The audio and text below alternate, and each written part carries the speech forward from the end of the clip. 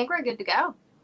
All right, let's kick it off. It is Betting After Dark. Anita Marks, Ashley Mailloux. We've been with you for the majority. I mean, I feel like time flies, Ashley. I mean, we've been doing this show now for quite a few weeks. You've picked a lot of winners. And this weekend, look, I popped the bubbly for the show. I have bourbon. That's right. It's the Derby, so I'd have bourbon. Brown liquor makes me do crazy things. And I know this is a family show. So I'm keeping it to my pink bubbly with you. Because, it is the Derby. It's Derby weekend. I know it's a Derby weekend unlike any other, unfortunately, because there's not going to have, no fans there. I get that. It's unfortunate. As you know, I'm in New Jersey / New York. Where I live, Hoboken, I call it the sixth borough. I've got a lot of friends who are making their way to Saratoga. So Saratoga is going to have a big party as they're watching what's happening at the Kentucky Derby. It's a big Saturday. It's a big Saturday. But what we're going to do is we're going to start off and we're going to talk about the ladies first, and that's the Kentucky Oaks. So let's dive right into it. Now, from what I understand in some of the research that I've done, because now prior to me being a part of the show, Ashley, I love the Triple Crown, but now that I've been working with you, now I'm committed. Like I am knee deep committed, and I am all in, and I do some research before the show. So what I understand about this Kentucky Oaks is that there are three female horses that have just had spectacular seasons so far. Let's start with Swiss Skydiver. What are your thoughts on her? Yeah, to me, she's top 2 in here. I think the other one's going to be Gamine. Not to say that they both can't get beat, but someone has to get beat. To me, they're kind of the standouts. Swiss Skydiver, obviously, she was kind of on a roll this year. She picked up a couple wins, and then they decided to try her against the boys in the Bluegrass. And I think that was kind of to test the waters, whether they would stick on the girls' pass at the Kentucky Oaks, or they would try to go for, the other races, specifically the Kentucky Derby. Now, kind of looking at the Bluegrass, I mean, she ran one heck of a race. I mean, she was just second best in there. She was kind of forwardly placed early on. She hung around for a second, but Art Collector, he was much the best. We also saw him win at Ellis Park, and unfortunately, in his case, he would have gotten respect from a lot of bettors come Saturday. But as of Tuesday, I believe that was the date, he's out of the Derby, so he won't be in the starting gate. That kind of came out. You have to feel so sorry for the connections, and we'll talk about it a little bit later, but he's not the only horse that won't be in the starting gate and that was planning to be there. So I thought it was a good performance from her. I won't take anything away from her. She did face the boys, and then the last time out, they put her in the Alabama. So she actually got to go 1.25 miles, which is the furthest that she's gone in her career. And typically kind of going into the Oaks or the Derby, horses haven't gone 1.25 miles.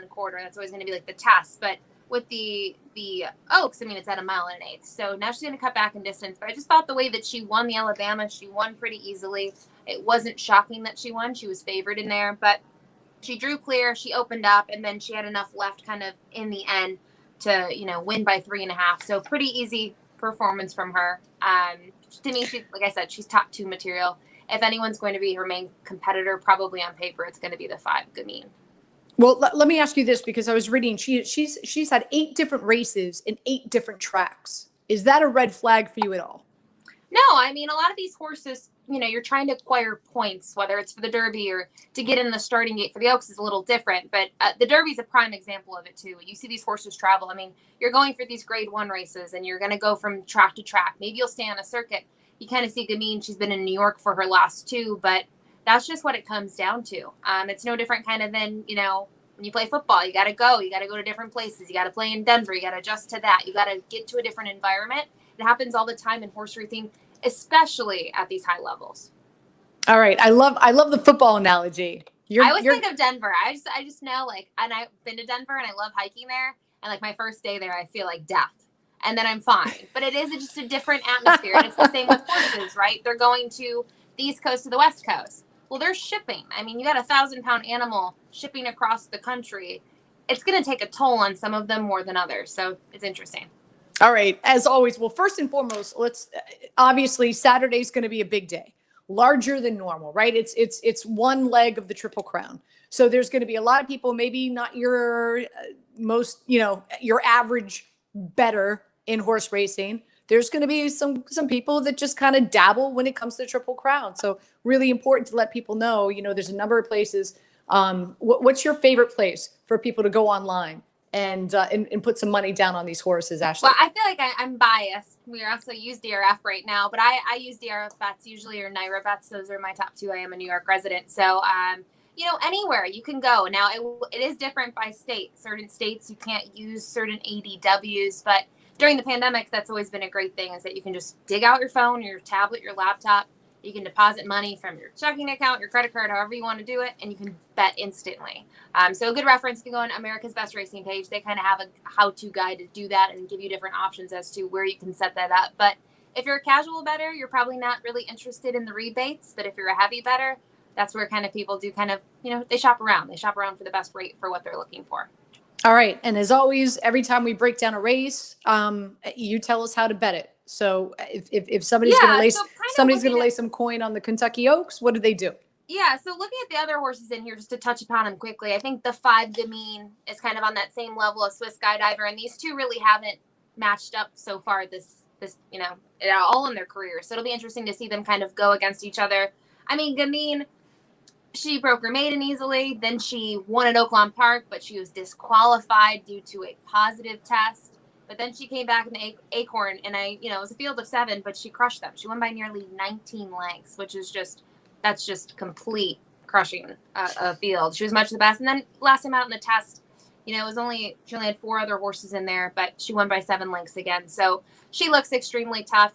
She started on the West Coast. She came over here, and she's kind of been here on the East Coast, and she's been performing well. Her numbers are huge. A 108 buyer, a 110. I think Tiz the Law's highest is a 109. So she seems to be the real deal. But I think a lot of people are also going to look for horses for value. So a lot of things I've been reading, and I can understand why. People are kind of looking at Speech, the number 4 in here. Won the Ashland and won pretty easy. Stalked early on, was able to kind of move past everyone and just win by 3 lengths. Very nice performance from her, especially kind of having to come out of the Santa Anita Oaks, where I wasn't super impressed with her, but she did face Swiss Skydiver. So I think just because Swiss Skydiver was so strong, you're seeing kind of a lower buyer number from her in the end. She didn't really have a late kick. But the horse that I love, that I'm going to play in a bunch of tickets, is the 7 She Dares the Devil. I just mentioned buyer numbers. And, you look at her buyer numbers and Gamines, even Speeches, or Swiss Skydivers, they kind of tower over her. But if you watch her last 2 races especially, she's been able to win on the lead, and she's drawn it clear. I don't see her doing that here. I don't see her making the lead. Gamine's just been so fast. But I thought the Indiana Oaks, that's an Indiana ground, this was a big performance from her. She stopped early on. She won by 5, but I've been talking to people. If you watch a race, right, a big thing to also look at is when they pass the wire, how are they moving? And she's just been kind of beastly to me. She's caught my eye on what they call the gallop out. And Florent Giroux, very, very capable rider. He's been aboard the last 2 times. To me, it seems like they're kind of jiving well. They're clicking. This horse at 20-1, I think this offers a ton of value. So I know you asked how I'm going to bet. I'm going to play a couple exactas here. It's not going to cost much. If someone's playing from home, they just want to play a couple dollars. I'm going to use the 1 and the 5 on top with the 7 underneath, and I have to go for value, so I'm going to back wheel it. So it means the 1 or the 5 has to win, the 7 has to be second, and then the opposite, just so I cover myself. So one of those tickets will be a loser, even if I win. But hopefully, something like 7-5, you get good value. And I'm also, just because it's horse racing, I'm going to put a win bet on the 7. Nothing too hefty, because I think she'll offer value. It's going to be a class test for her to beat these horses, but I don't see Swiss Skydiver or Gamine offering any value whatsoever. You need to move to New York City and become a hedge fund. I'd be okay with that. Because really that's what you're doing. You're hedging your bet, which is very, very smart. Really quick, before we start moving on to Saturday, I have to say my favorite day at the track is Friday. I love going to the track on Friday. To me, it's my favorite day. You don't have to get dressed up. You don't have to wear the pretty hat. It's all about betting. It's serious stuff. And it is my favorite day. So hopefully everybody enjoys the Kentucky Oaks. As we move on to Saturday, we're going to start with race 9. That's the Pat Day Mile. And let's start a few horses you've teed up for me here. And let's start with Echo Town first and foremost. What is it about Echo Town that you like so much? So I think Echo Town, I mean, with 7-2 morning line, I would love a price like that and would hope to get in this range. Kind of looking at his performances, let's just go for me, kind of the last three are the ones that I'd want to touch upon. You see that race at Churchill Downs is kind of just to see where he was at. I mean, he was exiting a $100,000 stakes race down at Oaklawn Park. This is a logical spot. Still a lot of money on the line. He took him gate to wire, but I thought next time out in the Woody Stephen, I mean, that's a very tough race. Typically, it was a small field this year, only 5 horses. He had 1 horse beaten early on, and he made ground up. And, you see the winner, you see the winners in bold. That's telling you, we've never talked about this, but this is actually telling you that this horse is in this race. I mean, No Parole has just been pure speed throughout his career. And when he won the Woody Stephen, I mean, he just went to the front and said goodbye. So I think looking at a horse like Echo Town was already kind of at a disadvantage just because No Parole was able to get out there and kind of pave the way for himself. And I thought last time out, big performance. I mean, it was a big field. He kind of crushed them in the end. He offered value that day, 7-1. He beat Tap It to Win. He beat No Parole. No Parole had a pretty poor performance that day. So, yes, this horse has a win at Churchill. I just think there's a lot of things going right. Steve Asmussen, he knows how to get these horses ready when it's time for a big race. And you see his, one of his go-to riders, Ricardo Santana's been riding him. I just think there's a lot of positives with this horse. He really hasn't done anything wrong, and you can see that from his record. He's never finished worse than 3rd. Well, let's talk about horse number 6, Tap It to Win. We've seen a lot of speed from this horse, especially when he's not contested. Is that a really big part of your handicapping in this race? Well, if you're kind of looking at the way the race sets up and from that sort of perspective, and you're trying to figure out who's going to get to the front, is it going to be an easy kind of clearing the field thing? I mean, Tap It to Win has shown early foot. Last time they actually tried to rate him early on, they had the lead somewhat late in the race, and then he was just kind of second best to Echo Town. Echo Town had more of like one solid move, was able to close from off the pace. Now you look at the Belmont. You look at the race before that at Belmont, going a mile and a 16th. I mean, yes, he has early foot. He goes to the front. He was actually pretty quick in that race at Belmont, going a mile and a 16th. They went 45 and 3 to the half. But No Parole is, to me, probably the quickest horse on paper. I mean, you're looking at a horse that's rattled off at some point 44 and 4. Yes, he was going 6 furlongs, but even looking at his 7 furlong races, he's gone 45 flat to the half. So I think Tap It to Win is going to be forwardly placed. I do think No Parole will be out there too. Kind of looking at some of the others in here. Cezanne should be forwardly placed. Then you have someone like Vertical Threat who does have early foot. I mean, there's a ton of pace in the race, but to me, probably No Parole is the quickest horse. So what do you do with Tap It to Win? I actually thought last time out on the cutback, he was racing at a mile and an 1/8, and they cut him back to 7 furlongs, and they kind of decided to have him rate because they knew there was pace in the race. It was a good trip. I mean, I thought Johnny V gave the horse the best chance of winning and just was second best that day. So they're going to stretch out a little bit again, which I kind of like when trainers do this sometimes. When they go long, they shorten up a little bit. They go long again. He did lack some kick last time out. So that's why I think a horse like Tap It to Win, I could see, getting a share in here. I don't want to say the win's out of reach, but for me, I could see this horse maybe getting second. Let's talk about that one horse. I was reading that this horse sold for $3.6 million as a 2-year-old in auction, which is kind of very, that number is pretty high considering what horses typically go for in auction. What do you see in this one horse? So you look at the maiden win. It's a nice maiden win at Santa Anita. Then they go to Los Alamitos just to kind of test the waters. They're heavily favored. They're 1-9. Wins again. At that point, you have to see what sort of horse you're working with. So they went in the Shared Belief. And if you look at the Shared Belief, it was a 4-horse race. Very compact field. Finished last. Mind you, he was only beaten by a length and a half. So it's not like he got crushed in the field. The top 2,000 words honor an AP. They're in the Kentucky Derby. It was obvious to Bob that maybe this, just not cut out for that. And maybe at that point, we talk about there's not going to be 20 horses in the starting gate.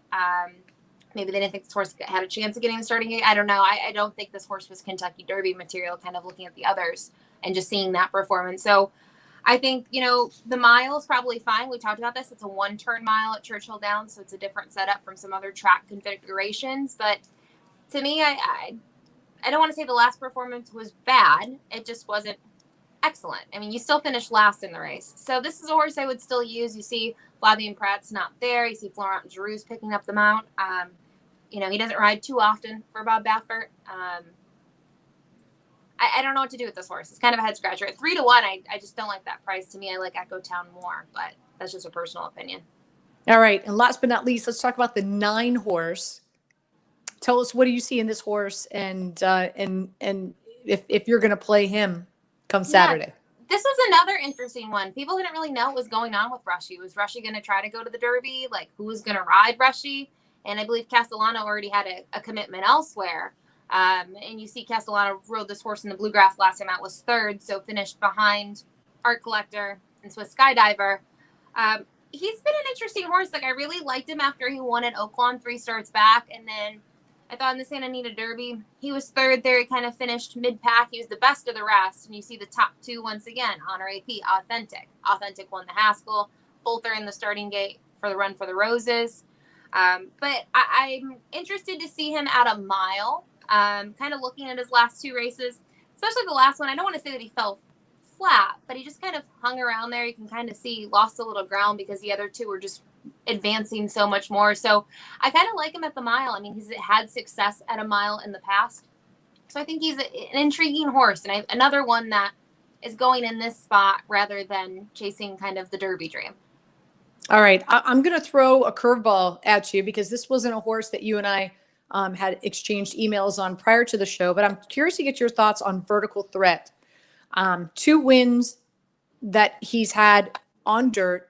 And if you look at his pedigree, this is the distance is really plays into the pedigree in regard to his sire. Any thoughts on Vertical Threat? Yeah, he's interesting. I mean, they started him on the turf, sprinting at 5.5 furlongs, and it was just, if you watch the replay, he was off slow. He was wide. It just, nothing really came together for him. So they put him on the dirt next time out, and he won pretty easy.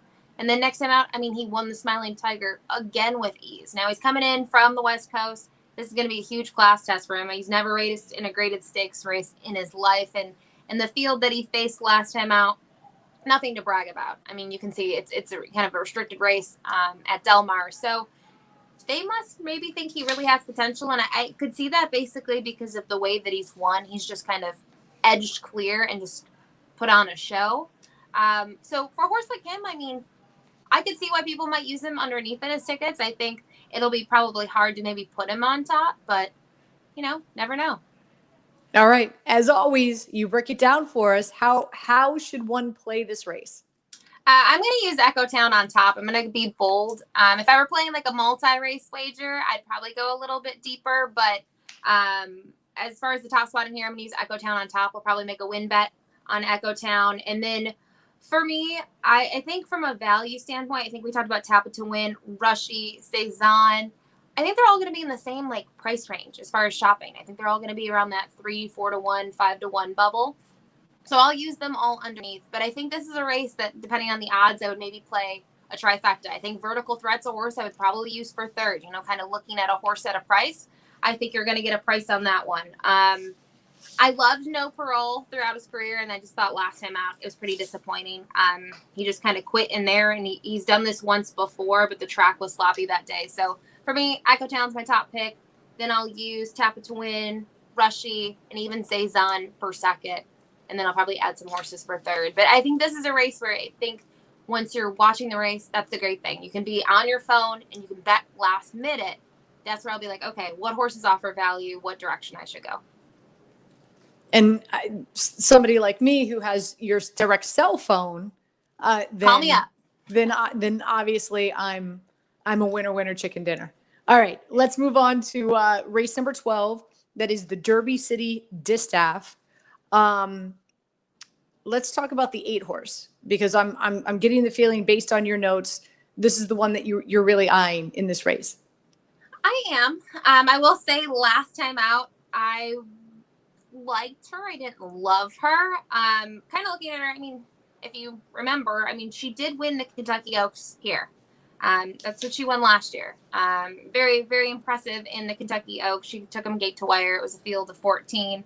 Since then, you know, you look at her races between her 2 wins, because her next win didn't come till March, and that was at Oaklawn in the Azeri. She's typically just getting minor shares, and you can kind of see, I mean, she's the type of filly that needs to go to the front typically, and that's where she does her best running from. And you can see when she's kind of uncontested on the lead is also her best motive, which makes sense. I mean, if you're getting pressured all the way around the racetrack, it kind of burns you out. So last time out in the Bellafina, I thought it was a really big effort from her. I was really actually impressed with her, and that was going, you know, this distance. It was going the 7/8 of a mile. Prior to that, the Fleur de Lis, I didn't like at all from her. She really stopped in that race, but it was going 1 mile and 1/8. So I think this kind of 1-turn distance, the 7 furlongs really suits her. She does have those 2 wins at Churchill. From those, I believe it's 4. Yeah, 4 starts in her career. So she's coming in off a big effort. We'll see. 9 to 5 morning line. That's short for me. But like I said, I think the key thing why I do like her here is the distance. I think 1 mile and 1/8 has been too long for her. And depending how her races have been at like 1 mile and 1/16, sometimes she just gets tired in the end. Let's talk about the 9th horse at Bellafina. 4 times she's been the bridesmaid. I feel that she's Susan Lucci. Do you even remember? I do know Susan Lucci, yeah. I do. She's like the Susan Lucci of horse racing. I'd still like to have her, though, at my bar to make a little money, right? And have fun along the way. I mean, it's like she loses by a nose. She loses by a neck. It's like she's always in it, but she can never finish. Yeah, I mean, she definitely gets herself into these situations where she's going to come from off the pace. If you look at all of her races this year, that's exactly what she's done. She's attempted to come from off the pace. So I think just looking at her now as a 4-year-old compared to a 3-year-old, I mean, last year she was 5th in the Oaks, but I think she needed a race off the layoff. I think that was obvious. She didn't have any late kick, and she tired in there. Then they put her in the grade 3 race at Santa Anita going 6 furlongs. She was just 3-4 lengths off the leaders. She was much the best in there, and kind of looking at who she faced, she didn't really face much that day. The next time out, she got a little bit more of a class test. I mean, you see the winner sneaking out, came back to win again. It was a grade 2 at Los Al. And then the Bellafina, I mean, she was several lengths off the leaders, and she gave it her all in the end. She had a great rally, just missed by a length. And Serengeti Empress that day was able to take them gate to wire and set kind of a pace that she was comfortable with running. Maybe it's a little concerning that she's 0 for 2 at Churchill. I don't read into that too much, to be if I'm being honest in this case. I think she's really classy. I think she's going to maybe get a good trip, and you have to think Serengeti Empress wants the lead. Other horses that have been forwardly placed, the 7 Lady Kate, even the 2 horses to the inside like to be forwardly placed. So I don't know. I mean, if Serengeti Empress can get to the front and shake clear early on, she could be tough. But if she's going to get pressured, and you look at someone like Lady Kate, who we just highlighted that race 2 back, she was going a decent clip early on. It makes me wonder what is going to happen. But last time out, they went very fast at Saratoga, and Serengeti Empress had no problem. So it's just a different track. Depends how the bias is. There's a lot of factors. Let's talk about the 1 horse, Mia Mischief, and the fact that this horse drew the rail. Any concerns there with that drawing? Well, she hasn't had the rail in quite some time. So always something to consider. I mean, she's got pretty good speed out of the gate, and she really doesn't have problems breaking sharp. So at this time, she's 5 years old.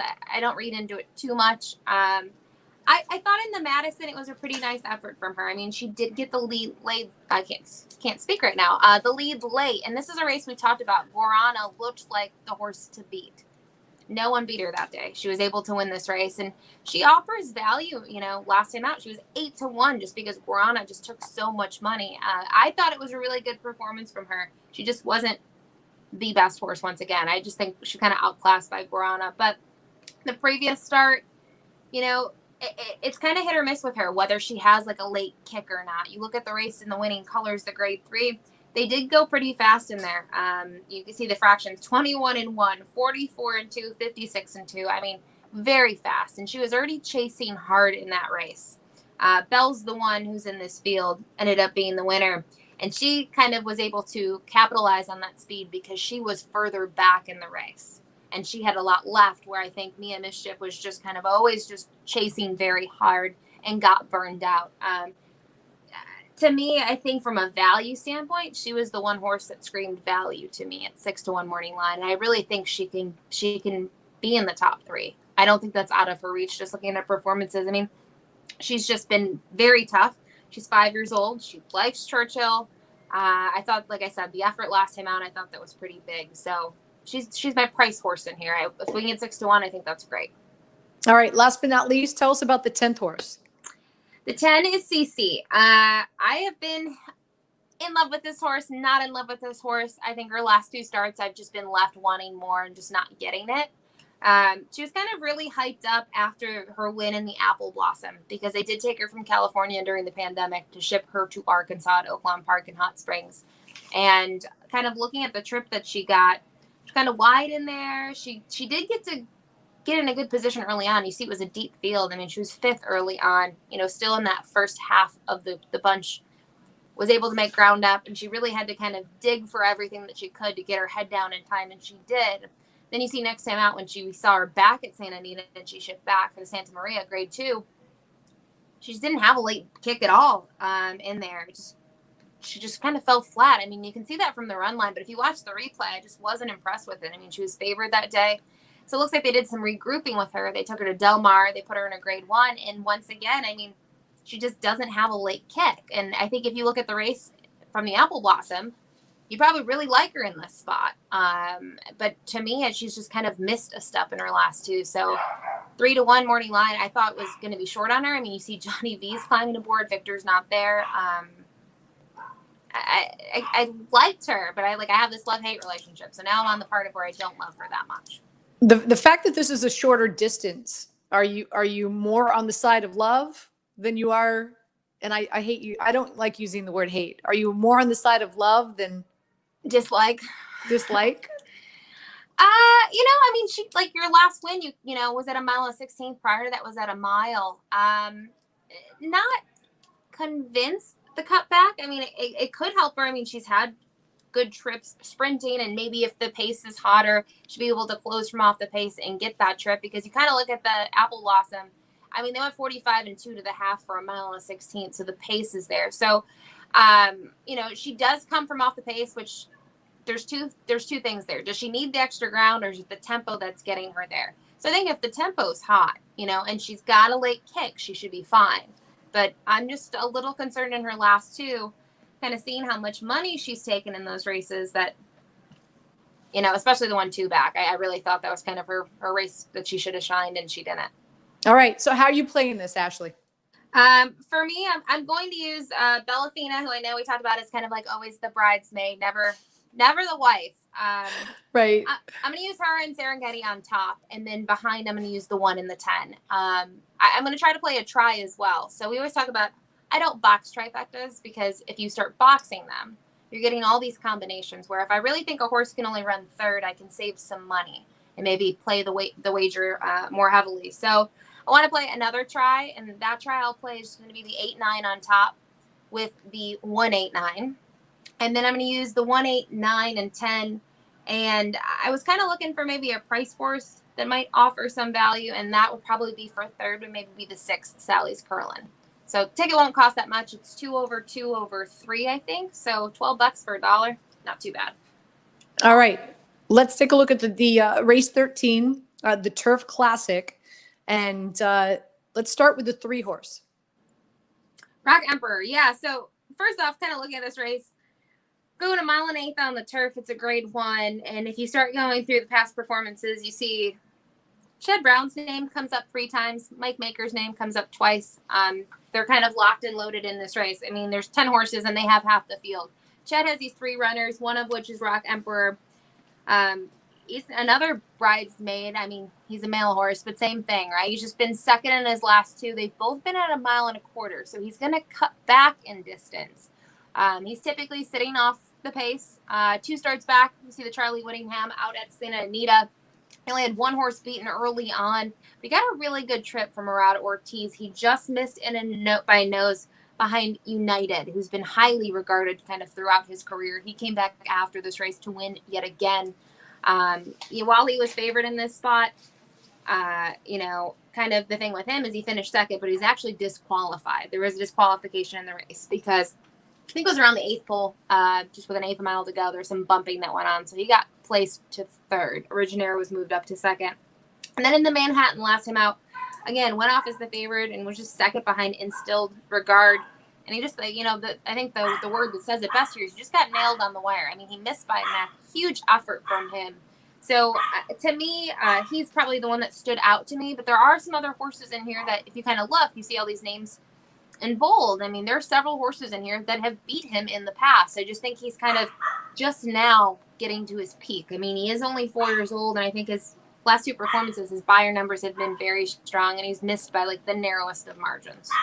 But the concern with me there is he is cutting back in distance slightly. So he's going to come from off the pace, but I don't think he's going to be so far back on early on that it's going to be a problem for him. Another horse that you're eyeing is the one horse. Factor this. What should we factor in, Ashley? Well, he's on a 4-race win streak. So that's probably the first thing I would point out.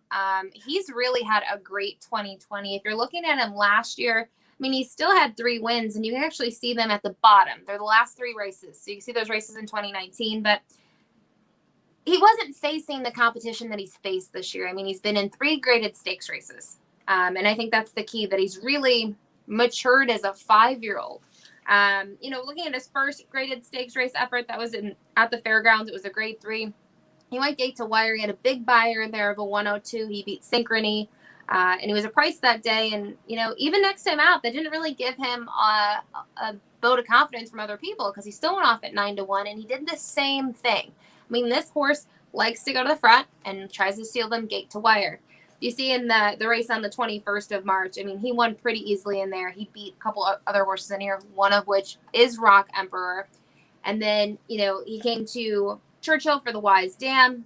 He won that. And I thought last time out was probably one of my favorite performances from him, because he was going from 1 1/16 to 1 1/4 at Ellis Park. And it was soft. I mean, there was so much moisture in the turf course. It was, it was nothing like he had seen in those other starts. And for him to be able to kind of win that on the front end and have enough late, I mean, when the ground gets soft like that, it gets kind of, you see the times are slower. It's just not as nice of a surface that he's had before. And for him to kind of win on the front end, very, very impressive from him. So he's kind of stepped up, and he's, played the part this year. And the thing here, though, he's probably going to try to take him gate to wire again. He just won at 1 1/4. So not too many reservations about the distance. And if you look at him at the record at the distance, he's 3 for 4 on the turf. All right, let's talk about the 8th horse. This is the Chad Brown horse. And everything that I'm reading about him racing in the Turf Classic is that this is the ideal distance for him. Yeah, I think 1 1/8 is good for him. I mean, you kind of look at his races. If you just start, first off, I mean, you can see he's a French bred. So he was racing in France for a while, and then he came over here just about a year ago. His first start, he finished 2nd to Lucullen. The next time out, he's 2nd in a grade 2 race at Saratoga on a soft going there. But you see the race that he won is, he's only got 2 wins since coming over here. That was at Keeneland, 1 1/16. Got a perfect trip. I mean, he's kind of far back early on. The pace was just right. I mean, they won a decent clip to the half, 46-4 on the grass.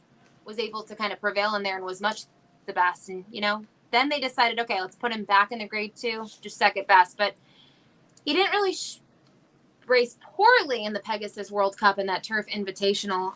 Zulu Alpha kind of upset at a price, came back to win yet again. Kind of looking at the others in there, Magic Wand was very well respected. So faced really tough horses. You saw it was a big field. And, that's kind of, when you're talking about January, I mean, that's a huge race. That and the Pegasus.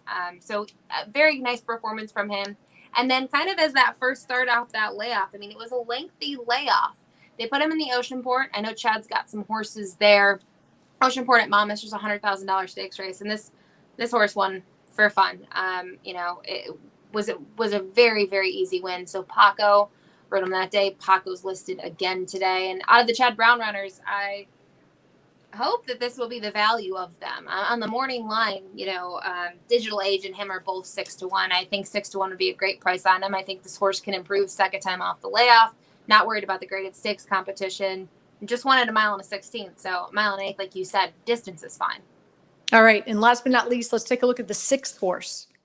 Yeah, this is my price play. If I had to find a long shot that we're going to talk about on the show, Mr. Dumas, this was the horse that I thought could be an upset. 12-1 just kind of screamed out to me because he's coming into a race that he lost, but it's his career best buyer. I mean, he's had a 98 before, but he finally got that triple digit.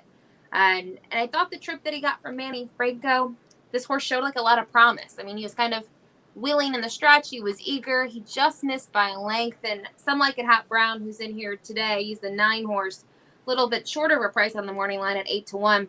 He took them gate to wire. That's how the horse won the race. And just thinking about the trip that Mr. Dumas got, kind of having 2 horses beaten early on, but the field wasn't too strung out.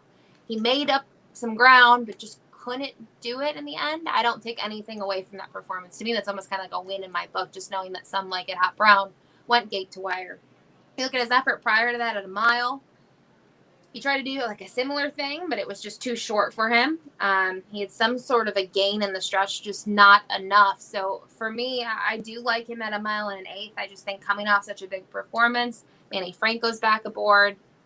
I'm searching for price. So this is my price horse. All right. So how are you playing this one? So here, I think I'm going to do a couple things. I'm going to use some exactas with the 1, 3, and 8 on top with the 6 for second. I'm going for money, so I'm going to back wheel that again. I'm going to use the 6 on top. So kind of have to hedge my wagers here. And then I'm going to play a try. I mean, kind of looking at how I think the pace is going to unfold. I do think, Some Like It Hot Brown's going to want to be on the lead for his kind of best chances. But I do think the one factor, this can make the lead. They might lock up. I really don't know how that's going to pan out. So I will play some trifectas as well. Probably play 1-3 with the 1-3-8 with the 1-3-6-8. I actually might even put the 6 per second as well. So that would be, I'm going to change that. I play 1-3 with the 1-3-6-8 with the 1-3-6-8. And I think this is a race you can probably use a bunch of horses for third. Out of all the races that we talked about so far, this was the race that stood out to me the most. It's this is a race I have to bet. All right. I do want to, when we're about to talk about the Kentucky Derby, which obviously is, it's the mother of all races, right? In the course of the season. But I do want to come back and ask you about that and ask you what you think about the entire day on Saturday. So we'll get back to that in a second. Let's break down race number 14, the Kentucky Derby. Very interesting in regard to Art Collector and him withdrawing from what. Kind of share with us exactly what happened. I was hearing that he was training and he nicked his foot. What is the latest? Why did Art Collector withdraw?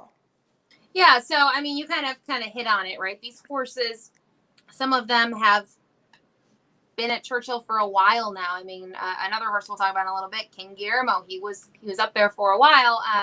In the case of Art Collector, I think he had a minor injury to his left front foot, and he's just unable to compete.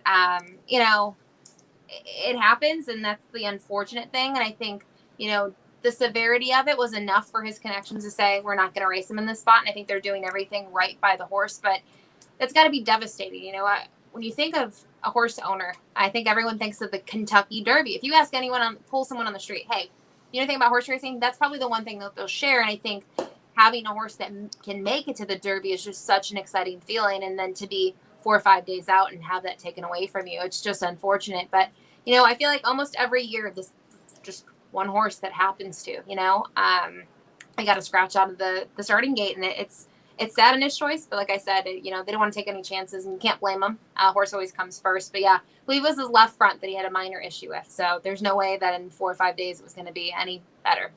I can totally understand the disappointment. Ron Lombardi from Mr. Maury Stables is a very dear friend of mine. And the excitement of Forenzi Fire running last season was just everything to him. I mean, he flew I think 50 of his family and best friends to the Derby. We had he owns 2 restaurants here in Hoboken, right down the street from me. for a number of us who couldn't go to the Derby, we all went to those restaurants. We had a big watch party. We all got dressed up. So I know firsthand the excitement of a horse owner as it gets closer, and just the opportunity. It's an opportunity of a lifetime. You never know if you're ever going to breed another horse that will be that good, that will contend. So I totally understand the disappointment. It's like an honor, right? Like it's just, yeah. you know, if you have a starting gate with 20, if you assume all 20 go, you're one of 23-year-olds that year, right? That got to go. And how many people own horses all their life and they never have a horse start in the Kentucky Derby? I mean, there's some people that they want to race in the Kentucky Derby because they have the option to, not that they think they'll win, but it's just like, I got to race in the Kentucky Derby and go, and it's an honor. It sure is. All right, so let's jump to Tiz the Law, because in the Travers we talked about Tiz the Law, we talked about Uncle Chuck. After we did our show, I bet Uncle Chuck to win with all my friends. Ashley, I owed over $500 in the amount of money of personal side bets I put on Uncle Chuck. You know what? Screw me once, shame on you, not twice. All my money is on Tiz the Law. I need to adopt that life policy. That's a good standard to live by. I mean, listen, my dogs had to eat peanut butter and jelly sandwiches for a week. But here's the thing with Tiz the Law, and very interesting because when that race was happening, I for whatever reason I couldn't watch it. I had to tune in, and not that I had to, it was fun. I tuned in to America's Best Racing and I watched their broadcast. Now, obviously they couldn't broadcast the race itself, but I was watching Bram Weinstein and all of their commentators watch the race and react to the race. And I got excited, and they were just talking about just what an easy race it was for Tiz the Law, how just effortless it was. And just how he is head and shoulders above everybody else in this race. So, how are you handicapping him? We talk about the Travers, talk about the Uncle Chuck. I mean, that was kind of the horse that they thought might be able to beat him. And Uncle Chuck didn't show anything to me. I mean, yes, he was up front early on, but he just faded. And, you don't see him in the starting gate today. With Tiz the Law, I just thought the Travers, I mean, it was impressive, visually impressive to see how easy he won. And, you can look at this and you can see the margin. You're like, oh, he won by 5.5 lengths. That's cool. But no, if you watched it, it was easy. And I was watching it at the Meadowlands. Our big races were done for the day. I had on the big screen. I just sat there and I was like, he's the real deal. Not that I ever doubted that before, but when you see a horse win like that, that's kind of putting him just above the rest. We talk about this. We knew going into that race, if he won that, he's going to be the favorite here. Even if he ran second, was beaten by a nose, he could still probably be the favorite in this race. He's not going to offer value. I do think he's the best horse in the race.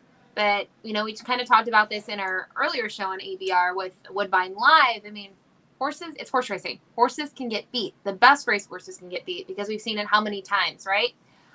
It just happens all the time. So, I don't want to say he's not beatable because he is, but I do think he's going to be hard to beat.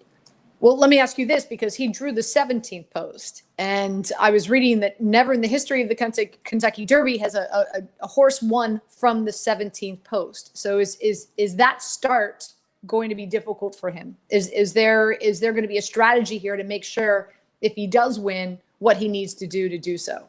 So there's two comments on that. First off, the starting gate is different this year. Typically, there's an attachment to the starting gate so that, depending what group you're in, you're either in the first gate or the attachment gate. And the attachment gate has less slots. And kind of when you were the horse that was kind of on the borderline of that, it was interesting because you can kind of see the way it was set up. You had a little bit more space because of the attachment. You didn't have anyone directly next to you. Now you just have one big gate. Okay. So here, there's 18 horses in the race, but we haven't touched upon this, but the number 6, King Guillermo, as of earlier this evening, he is scratched. So typically what'll happen is you'll take the 6 out of the gate, everyone moves over. So technically he's a 17 horse in post 16. Now, sometimes they don't do that. Sometimes they, it depends where the scratch occurs in the gate. They may take the horse and move them off the rail one. that's always a thing too. It just depends what horse is scratched in the race and how they decide that typically. But it's still, I don't care where the horse is going to break out of the gate. 17, I don't care, because if you got 18 or you got 19 or 20, you're worse off already. Because if you have to go out of the gate, you have to clear more horses, and horses have won from there. You also have to consider, too, not every year has there been 17 horses in the Derby. That's me, like, doing all my math and, like, statistics, number jumbling in my head right now. So I don't care that no one's won from 17. That's not going to change my opinion.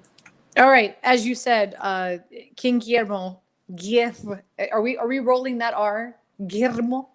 That's more than I can do. So okay. Sure. I'm from Miami, so that must be it. Let's talk about Max Player. Everything that I'm hearing is that he's been training really well preparing for this race. So, yeah, he's changed barns, too. That's the big thing. He was in New York with Linda Rice. From what I've read in reports, all I've heard is that they wanted to send him to Kentucky. Steve Asmussen was who they chose. I don't know what went into that decision. I thought Linda, to be honest, did a tremendous job. And after the horse was moved, she was very well spoken about the whole thing and very gracious for the opportunity to train him in the beginning. But he became a horse that was on the map once he won the Withers. That's kind of how he got his recognition and got his hat tossed into the Triple Crown Trail.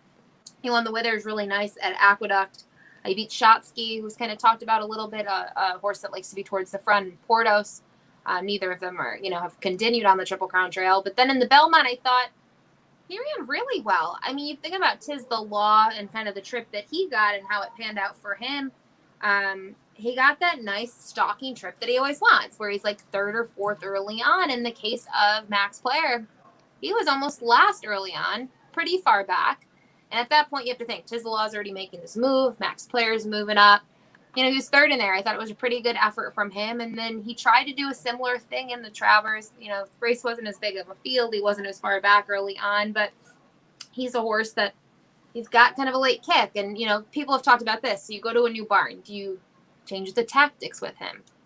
I don't think so. I don't think Steve is going to do anything drastic, especially in a race like this, where, I don't know, I don't think Max Player can beat Tiz the Law, and I don't think he can win the Derby. I'll even put that out there. Regardless of who wins the Derby, I don't think Max Player is going to find himself in the winner's circle, but I do think he's a horse that you really have to consider, like, underneath on your tickets if you're going to play maybe a try or a super. He's that horse that you want to use in third and fourth because he's going to come from off the pace. I don't know where I see him because it is a big field. How many horses he'll have beaten early on, how far back he will be off the pace. But looking at his workouts, the workout that really caught my eye was the one 2 back. Florent Giroux was aboard, and he looked pretty good. Kind of look at his stride. It's a little different. It's not too different, but you got to watch the way he moves. He was moving pretty good, and I mean the time shows that too. And Florent, is not riding him. Ricardo Santana was, and I think he had other commitments and couldn't be there for the breezes. But that kind of caught my eye. And I think the only other thing I'll say about this too, about switching barns, is he's been in Steve's barn at this point when the race is run for just under a month. Steve's might have made minor tweaks with him, but I don't think we're going to see something in a month that he's going to just come out of this, into this race and be a completely different horse or way better than he was or anything like that. I don't think a month's enough time to do that or anything. All right. Let's talk about the 6 horse, Honor AP. We've talked about him quite a few times this season. And many people feel that he has the ability to come in second. Do you agree with that? Yeah, I think people can talk about, they've also said if anyone can beat him, it's probably Honor AP or maybe even Authentic. That's what you kind of like read or heard in different podcasts, different interviews. Looking at Honor AP, I mean, he's never finished worse than second in his career. It took him 2 starts to break his maiden. He broke his maiden at Santa Anita, and that's the last time we saw him as a 2-year-old. They raced him in the San Felipe, and he was second to Authentic in that. And then the Santa Anita Derby was a really nice race from him. I mean, he won very confidently in there. He drifted in a little bit in the race as well. That's something I always want to mention. And I have to say, if you look at the field, I mean, it's a looks contest. I mean, Tiz the Law and Honor AP. I mean, they're gorgeous, gorgeous animals physically. And I thought last time out, kind of, looking at his performance, it was a great performance again.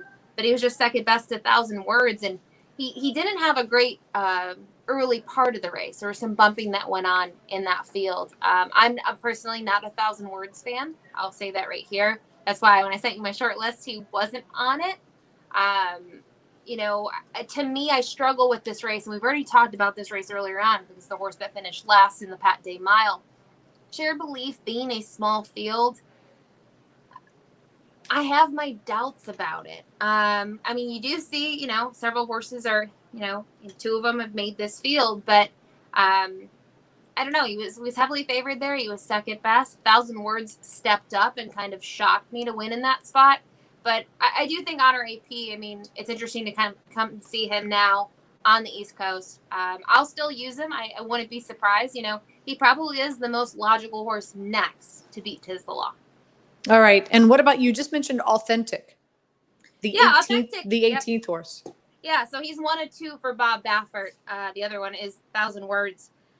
Kind of looking at him, I mean, he's another horse. He won his first 3 starts of his career. You know, his first graded stakes race was in the Sham, and he's kind of just pouring it on there. Then they put him in the San Felipe. I mentioned he beat Honor AP there.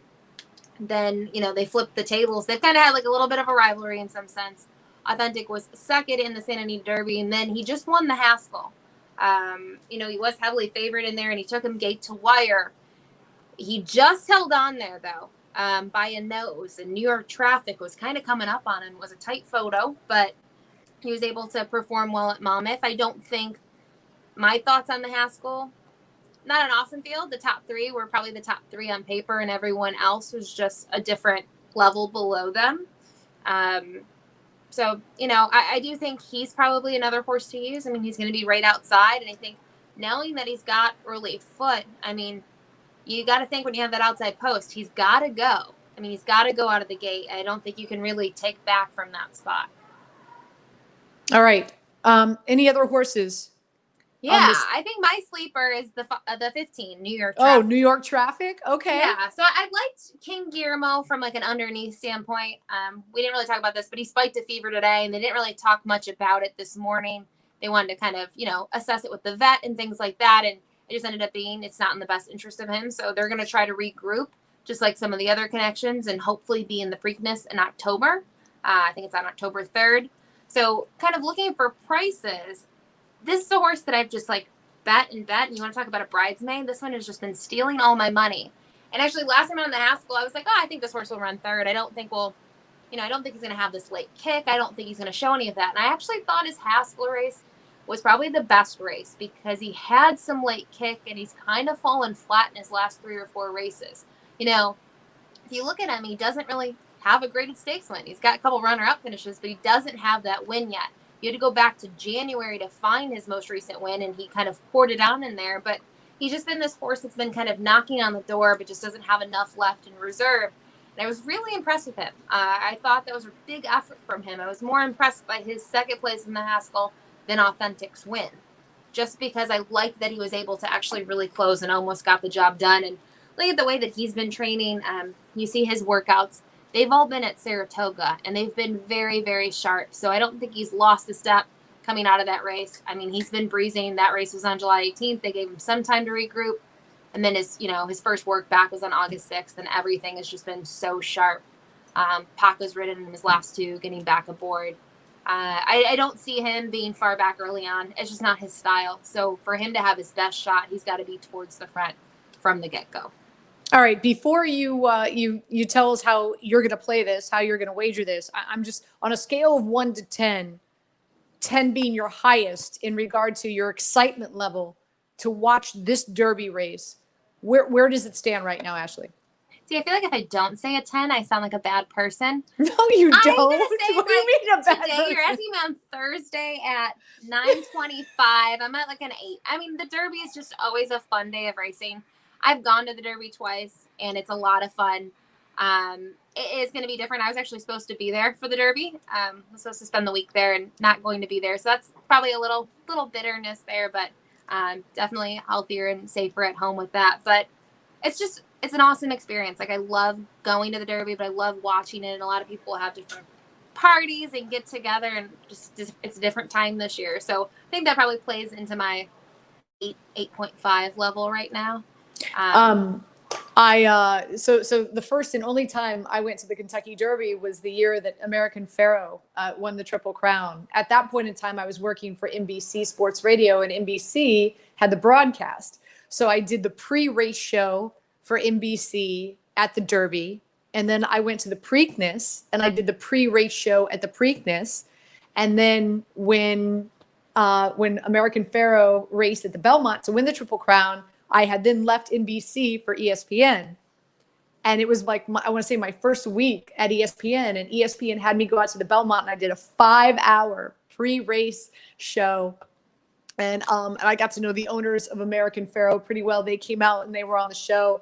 And then I had the pleasure of watching American Pharoah win the Triple Crown from the owner's box grandstand, that area. And it was probably one of the most memorable moments of my professional career is to be a part of each leg of that race, and to see that horse and to see what that horse was able to do, and then be there at the end. I mean, there wasn't a dry eye in the grandstands. I'm sure you were there. I'm sure you know what I'm talking about. But obviously at that point in time, it'd been over 20 years before, since a horse had won the Triple Crown, and I don't think anything will ever measure to that. But no, and I think too, you talk about the Derby. I guarantee you, like, I get so nervous. Like, I get kind of emotional when they play my old Kentucky home. I just think that just kind of gets you kind of nervous and excited all in one. And when the horses break out of the starting gate, I'm into it. Like, I'm nervous, but you're like so excited for it because it's exciting. I mean, you're talking about really, they always say like the best 2 minutes in sports, right? It's just always special. And that's my favorite thing. Like, when I've gone to the Derby, people are like, what's your favorite part of the Derby? Like the race? And I'm actually like, no, when they play my old Kentucky home and everyone's singing in that atmosphere, it's one of the coolest things you can see. All right. So in answering my question, on a scale of 1 to 10, you're not a bad person. Yeah, you're not a bad person. Because I feel like you're at a 7 right now. Are you at a 7? I know.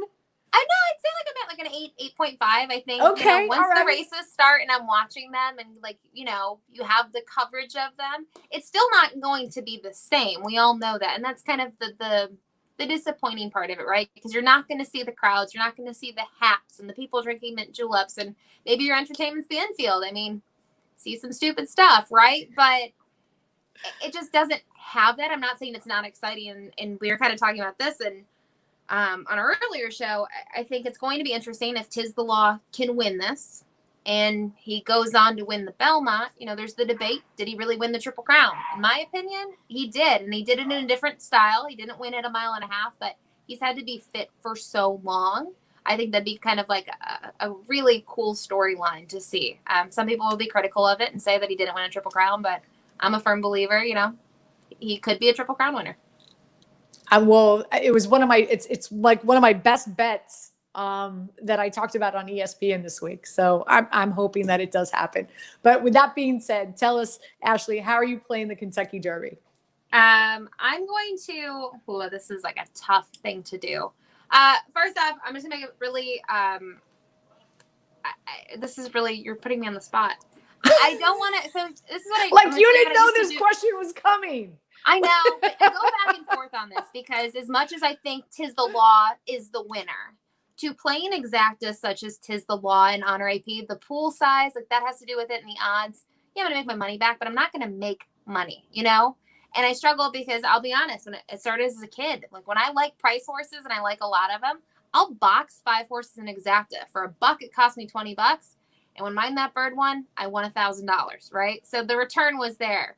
I struggle in this spot, so I'll make a simple wager of sorts. Kind of looking at the field. I'll probably play a 4-horse box, and I hope I don't get 2 chalks. I hope it doesn't come in Tiz the Law, Honor AP, but I'll use those 2. I'll also use New York Traffic as a horse in there. And then kind of looking at the other horses. I mean, we talked about Max Clare. Do I think he can get second? No. So another horse we didn't talk about too much, but some other people have talked me on is Attachment Rate. So I'll probably play an exacta with the 13, the 15, the 16, and the 17, and I'll box that. It's going to cost me $12. I'll only play it for $1. And then from there, I'm going to have to get creative with my wagers because I really think Tiz the Law's tough to beat. I know I'm really high in New York traffic. A lot of people aren't. So I'd probably play a trifecta where I'm going to use the 15, the 16, and 17 on top. I'm going to use those same horses for second. And then I'm just going to start putting some price horses for third. So I'll have to still use Authentic. He won't be a price horse by any means. I'll have to use Attachment Right. I'm not a big 1,000 words person, so I'm actually going to toss him. I'll just say that now. I'll probably regret that later. Max Player is another one I'll use. We talked about him. I really think he's a good horse for third. I think second, like I said, is too high for him. And a lot of it, again, will be price shopping. But for me, I hope Tizzalaw wins. For my wallet, I don't. But for me, I would really like to see him win the Triple Crown. You think about Funny Side.